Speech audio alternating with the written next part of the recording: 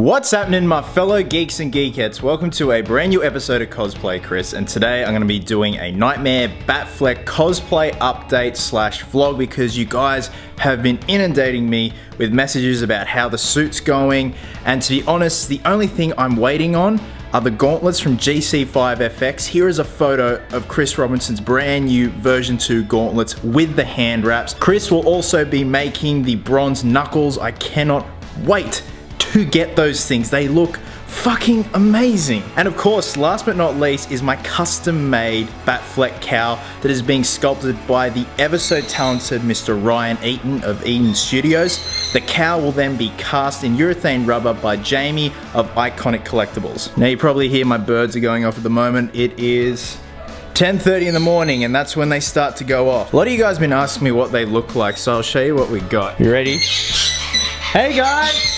What's going on? Peanut! What's going on? Hey Ruby! Ruby! It's literally like a mental asylum in here. They're all nuts. You guys have pretty much seen the birds that cause all that noise in all my videos. And my cat's out here looking deep and emotional as fuck. Tilly! What are you doing? Hello. Anyway, back to the task at hand. So like I said, this is a Knightmare Batfleck cosplay update and vlog. So what I've done is I've scattered all the pieces of the suit so far across the living room here, because I have done a lot of stuff in terms of putting the suit together and weathering and whatnot that I haven't done videos on. Sometimes it's just nice to make stuff without having to worry about setting up the video and recording and whatnot. It's just nice to just make something sometimes. So yeah, what I'm gonna do is go through everything that I've got with the suit so far. If there is stuff that I have done that I've not touched on in a video, I will explain what it is, how I did it, how I weathered it, how I put it together and whatnot. So with that being said, let's get to it.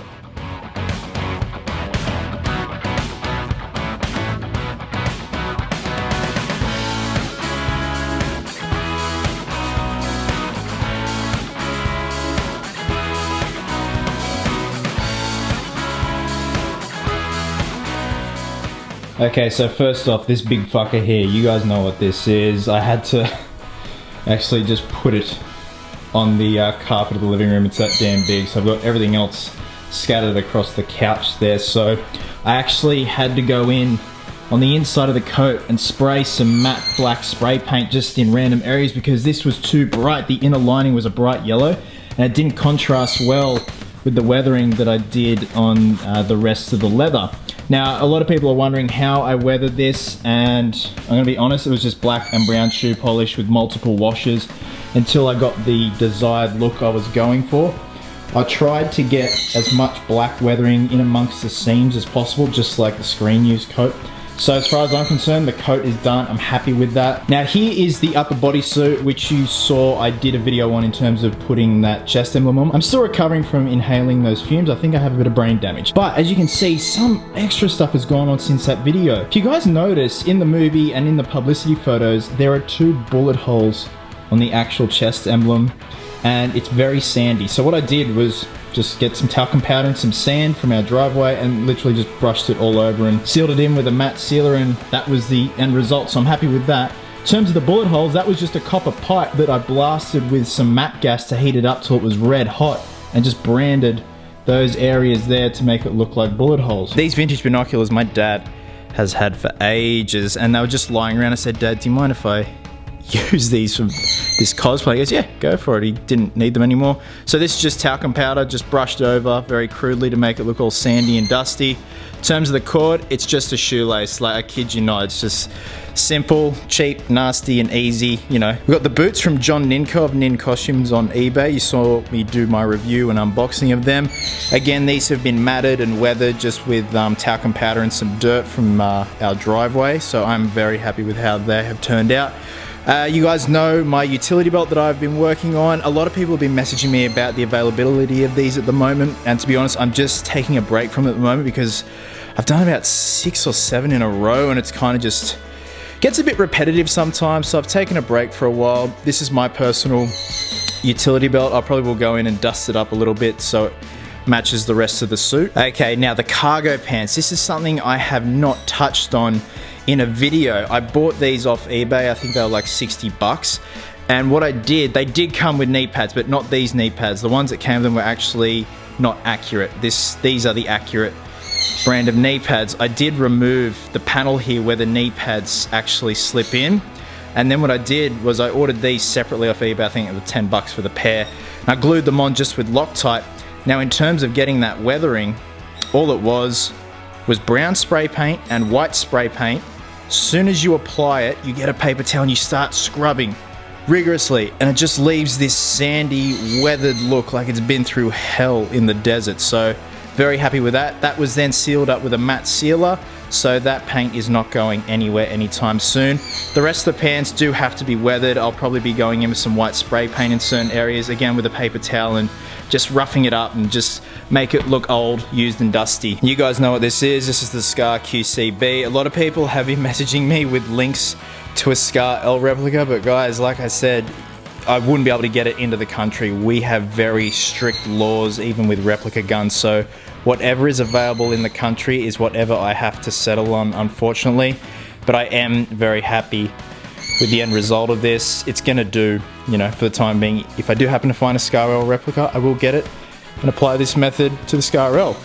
Now we also have the tactical belt here, which then loops into the holster, which is something I was very happy and proud to find.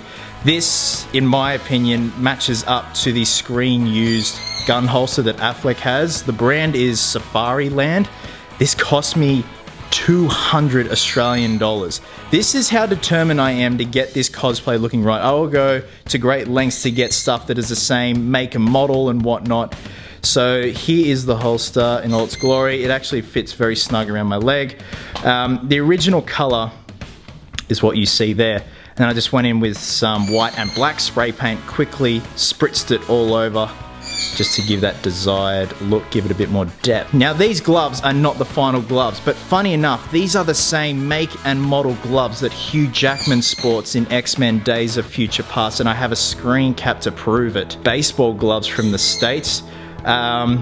Look, I may or may not use them for the final gloves, but as far as I'm concerned, you know, they're full leather gloves that Batfleck has.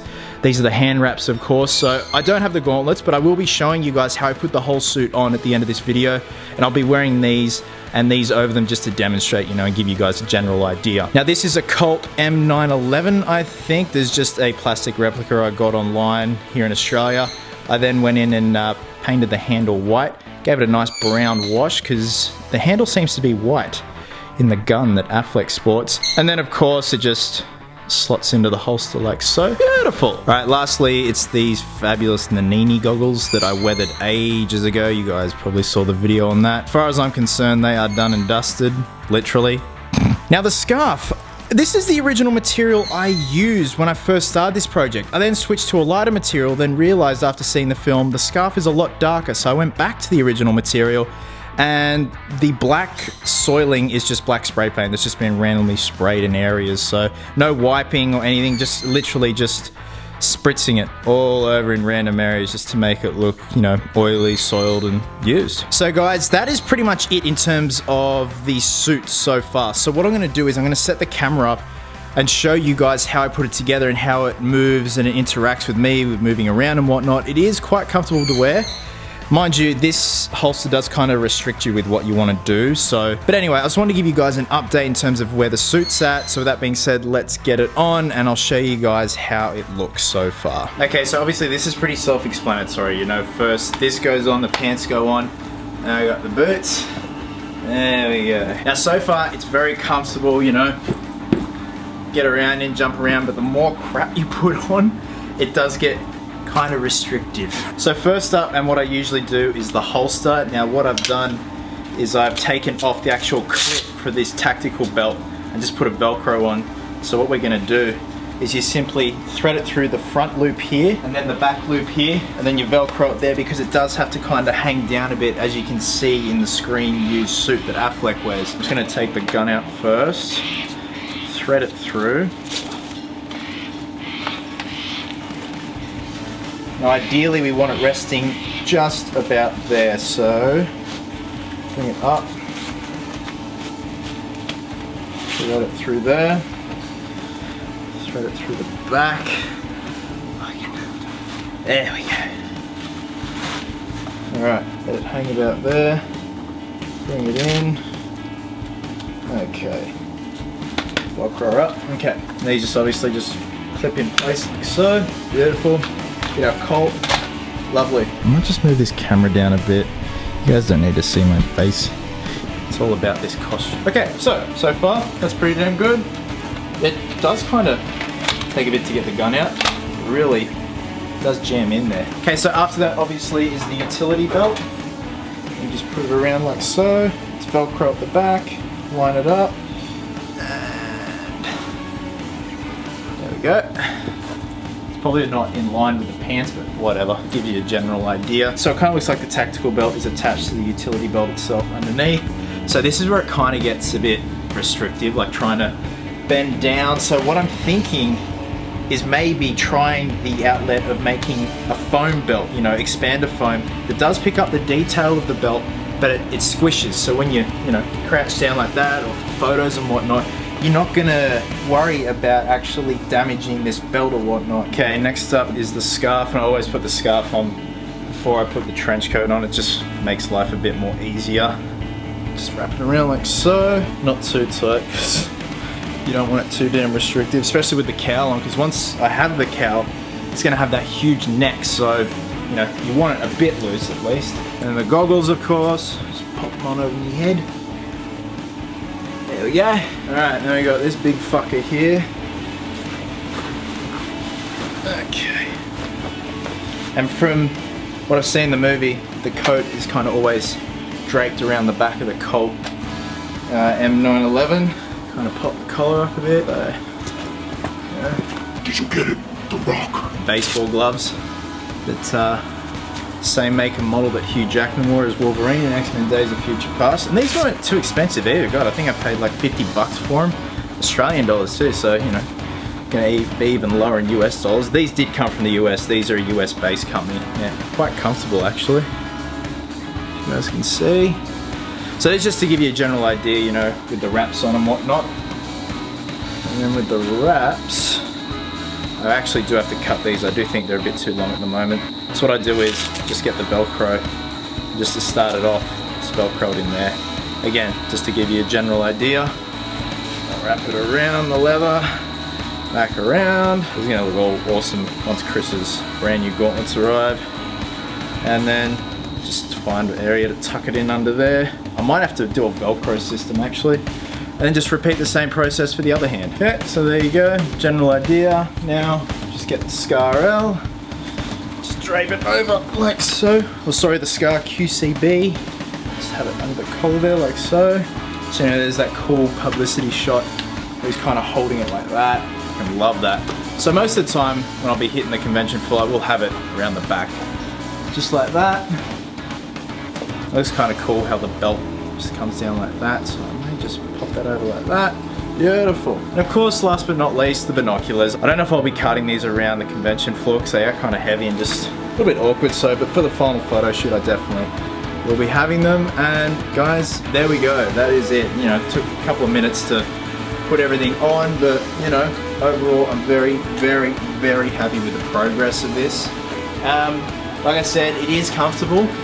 It is a little bit hot though, but that's just the weather, that can't be helped. But when I do eventually wear this to Supernova and whatnot, it will be June, so it will be a lot cooler, so I'm very happy about that. So now you can kind of crouch down with ease and whatnot. These knee pads, you know, they don't want to come off anytime soon with the Loctite, so it's just more or less the belt and the holster that kind of restrict you sometimes. But you know, you do get a feel for it, you do get used to it, so yeah. I spot a geek off the port bow. I seriously should go down the shops like this and see what people do to freak out. So thanks very much for watching, guys. If you had any questions, queries, anything you're unsure of, if there was stuff that I didn't touch on in this video, in terms of weathering certain parts of the suit. I am sorry, I do get a bit giddy and a bit ahead of myself sometimes when I'm excited when I film. So yeah, hopefully I did cover everything, but please drop a comment below if you're unsure of anything. I'll try and get back to you as soon as possible. If I don't know the answer, I'll just fucking make it up. So hopefully next time you guys see all this, the whole suit will be complete and, you know, the photo shoot will be done. I am planning to do a photo shoot with my buddy Chris. He does music videos, he's an amazing photographer, and we're gonna try and head out to the sand dunes at Cronulla. It's a beach about 15 minutes away from my house. They have amazing sand dunes there and it looks like the desert. It's just desert and sky. That's just what I want. It looked perfect. So hopefully all goes according to plan. As always, thank you very much for your continuing support and watching. And until next time, geeks, please always remember, cosplayers do it best.